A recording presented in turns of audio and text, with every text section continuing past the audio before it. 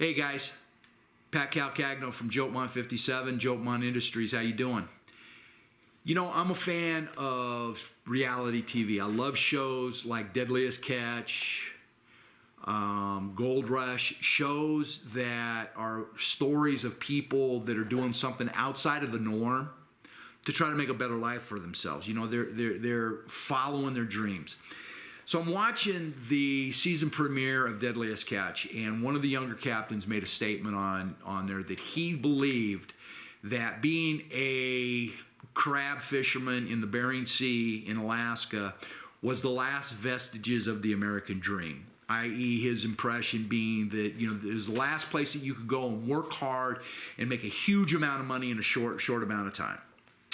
Now, granted, I'm going to agree that, you know, that's kind of part of the American dream, but, you know, I'm going to disagree with the fact that that's the only place.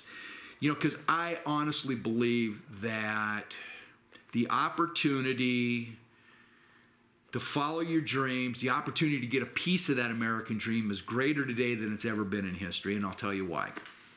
Okay, about 50 years ago, between 40 to 50 years ago was when the home computer first kind of hit the market. Now, 50 years ago, the only people that ever had computers were government agencies, NASA, you know, big companies that needed the computing programs. So, you know, nobody ever thought about it. And so back then, if you wanted to be in a business of your own, if you wanted a piece of that American dream, what you had to do is you had to go out and do a traditional business, which means you had to come up with an idea or buy a franchise, and you had to have a physical location to do your business.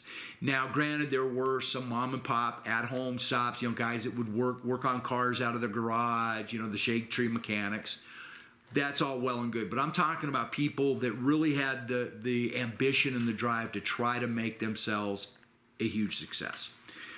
So basically back then what you had to do is you had to stick with what I consider a traditional business model. Okay, you come up with an idea for a product or service, you go out, you have a physical location, a brick and mortar building where you do business. People come to you or you go out and you whatever you do. So late 70s, early 80s, you have, you know, Steve Jobs and Steve Wozniak, Bill Gates. Now these guys, these geniuses, come up with this idea and these ideas for making computers accessible to everybody. And so then you have the birth of the home computer. Granted, they were really expensive at first, but you know what? Look at today. You know, here in the United States alone, I would say probably 99% plus of the population here in the United States are on the internet at one level or another every single day. Whether it's your smartphone being connected through Facebook, Twitter, Instagram, Snapchat, whatever, or being on the home computer and looking through your... I mean, nobody writes letters to each other anymore. It's all email, it's all text messaging. So somewhere down the road, we have switched from this traditional industrial model to a new informational model. And so with the information age, I think that we have a greater opportunity to go out and create things that can pay the bills, can take care of our families. You know, you think about it, they say that on Facebook alone that every month there's over 2 billion people, billion, B, huge B. 2 billion people a month use Facebook, okay? So if you could just get yourself one small fraction of those people looking at your product, connecting with those people or talking to those people about an idea, you know, I mean, it's huge.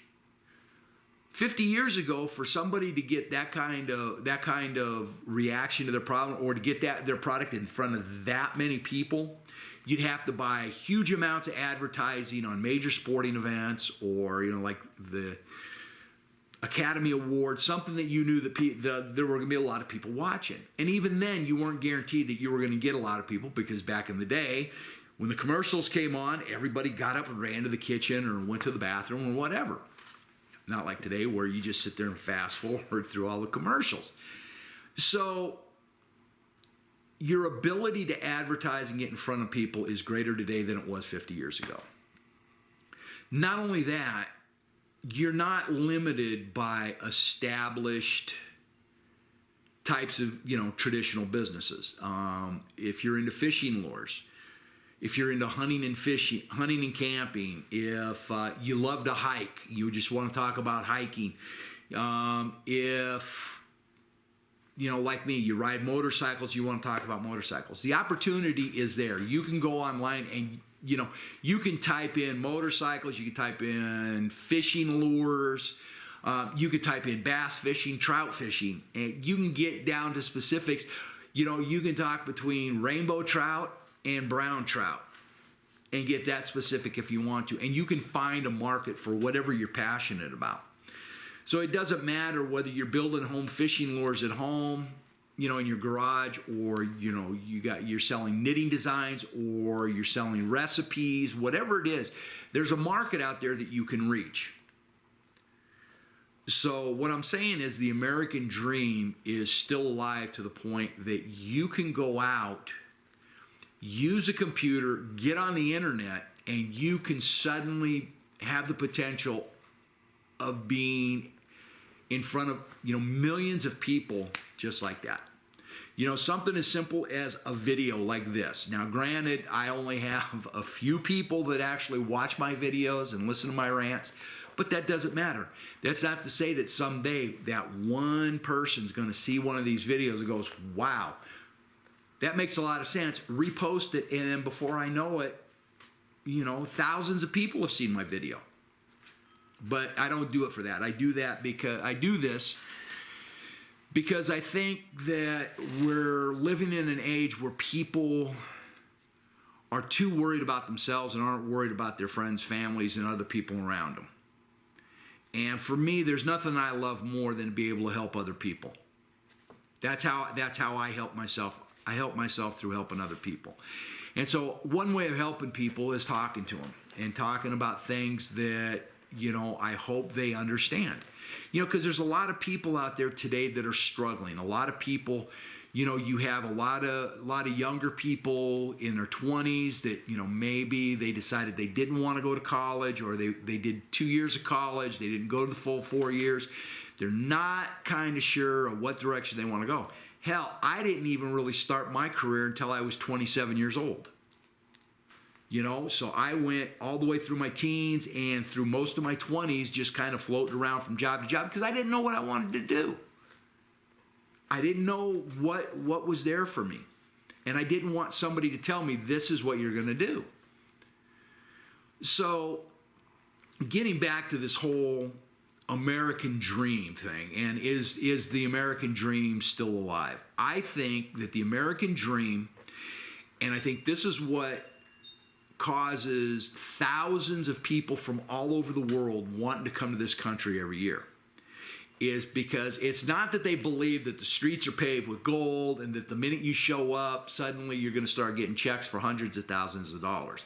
I think what it is those people realize that the opportunity to come and have something for themselves to where they can make a substantial living that they can take care of their families.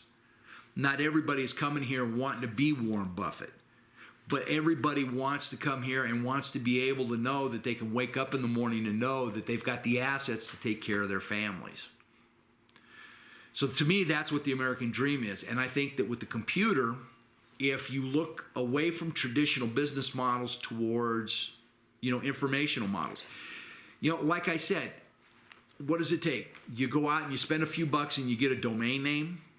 You put up a website, you start selling, whatever, knitting patterns, fishing lures. You make your own t-shirts, whatever it is you want to hawk. The ability's there. You guys can go out and, anybody can do it. You just have to be able to, one, believe that it can be done. Two, get off the couch and just go do it. Because here's the problem. I own my own business, and I talk to people about business, and I talk to people that are struggling and people that are looking for better in their life, for more in their life. But the problem is a lot of people want to lay on the couch and want somebody to hand it to them. It's like, yeah, I'm struggling, so give me something to take care of it. Give me a car. Give me a house. Give me more money.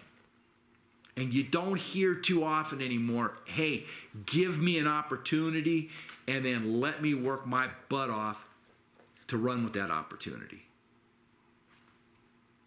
I grew up in Southern California, and one of the things that the area of Orange County that I lived in was known for is we have a huge Vietnamese population down there. As a matter of fact, in the city of Westminster, they have a little area they call Little Saigon. And one thing that I found with the Vietnamese immigrants that came to this country, they worked. Mom and dad scraped together enough money to buy a business, whether it was a sandwich shop, a donut shop, a dry cleaners, a liquor store, whatever, a gas station, didn't matter. But what they did is they would buy this business, and then everybody in the family worked. The kids went to school during the day. As soon as they got out of school, they headed to wherever the store was. They would clean, they would sell, they would stock shelves, and they would sit in the back room and do homework. Because they knew that the only way that they were going to win is to outwork everybody else. And that's what it is people don't want to work anymore. They want stuff handed to them. And that's not the American dream. The American dream is, here's this opportunity. Here's this bowl. Now I'm giving you the opportunity to go fill this bowl up. And once you fill this bowl up, your family's going to be taken care of. Now I'm not telling you, here's this bowl, go over and stand in that line and I will give you what you need. You think about the old adage, if you give a man a fish, you feed him for a day. If you teach him how to fish, you feed him for a lifetime. Well, the problem is people don't want to learn how to fish. They just want people to give them fish. So the American dream is alive and well. It's not just up in the Bering Sea fishing for crab, even though those guys work hard and make some great money. But if you have an idea, if you're willing to put the work in, you can go out and you can make a success for yourself. Is there any guarantees in life? No. But I will tell you this, if you're willing to outwork the other guy, if you're willing to do the things and put time in that they're not, I'm going to guarantee you that you're going to beat them. Will you ever be Warren Buffett? You never know. Just something to think about, guys. Like I said, I'm going to be just throwing ideas out, things that are kind of on my mind for me. It's for me things that just make you go, And that's one of the things that makes me go, Is the American dream dead or is it alive? I believe that it's alive, and I think that it's the best opportunity in history for you to go out and grab a piece of the American dream. So until my next rant and rave, guys, I just want you to take care. God bless. Have a great day. And you know what? Stay strong. We'll talk to you later.